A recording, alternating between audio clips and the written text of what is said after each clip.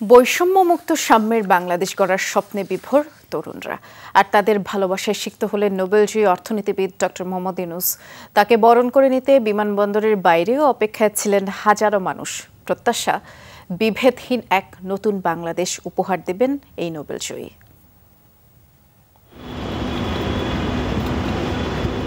সকল প্রতীক্ষা শেষে বেলা ২টার দিকে ঢাকার আকাশে প্রবেশ করে নোবেলজয়ী অর্থনীতিবিদ ডক্টর মোহাম্মদ ইউনূসকে বহনকারী বিমানটি।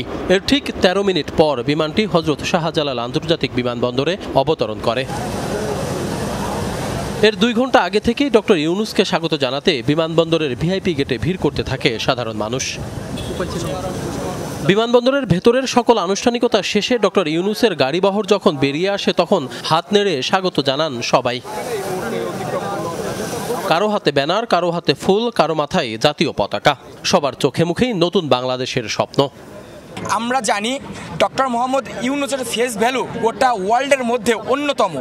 এক্ষেত্রে আমরা ছাত্র সমাজ সিদ্ধান্ত নিয়েছি যে বাঙালি জাতিকে আমরা নতুন একটি রাষ্ট্র উপহার দেব, আর সেই উপহার রূপকার উন্মোচন করবে ডক্টর মোহাম্মদ ইউনূস। আমাদের আইনি প্রক্রিয়া যেই ফাঁকফুকুরগুলো রয়ে গেছে, যেটার জন্য বারবার যেই ক্ষমতায় বসে সেই স্বৈরচারী হয়ে বেরোয়, এই ফাঁকফুকুরগুলো, আইনি যে ফাঁকফুকুরগুলো, এগুলো বন্ধ করতে হবে।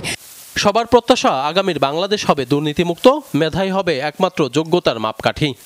আমাদের দেশের রন্ধে রন্ধে, অর্থাৎ আমাদের শিরা উপশিরা থেকে শুরু করে আমাদের রন্ধে রন্ধে দুর্নীতি ছড়াই গেছে। এই দুর্নীতি নির্মূল করতে হইলে আপনাদের একেবারে আপনার মহল্লা থেকে শুরু করে এটা শুদ্ধ করতে হইবে। ওনার কাছে প্রত্যাশা হচ্ছে যে আমরা যেই বিষয়টা নিয়ে আন্দোলন করছি, হ্যাঁ, আপনারা জানেন যে বাংলাদেশের প্রত্যেকটা বিষয়ে মানে সেক্টরে হচ্ছে দুর্নীতি, অন্যায়, এই বিষয়গুলো আছে। তো আমরা অত্যাচারের বিরুদ্ধে আমরা আন্দোলন করছি, বৈষম্যের বিরুদ্ধে আন্দোলন করছি। তো ওই হিসাবে হচ্ছে এখন আমরা চাইতেছি যে ওনার ধারা, হ্যাঁ, ওনার উপর আমাদের বিশ্বাস আছে, ওই হিসাবে আমরা চাইতেছি যে ওনার দ্বারা যেন আমরা প্রত্যেকটা সেক্টরে দুর্নীতিমুক্ত করতে পারি। নতুন এই বাংলাদেশে অপরাধীকে খুঁজে সময় নষ্ট করতে চান না কেউ। সবার দাবি কেউ যেন অপরাধ করারই সুযোগ না পান, সেই পরিকল্পনায় দেশ গড়তে হবে। আশিক মাহমুদ, যমুনা নিউজ, ঢাকা।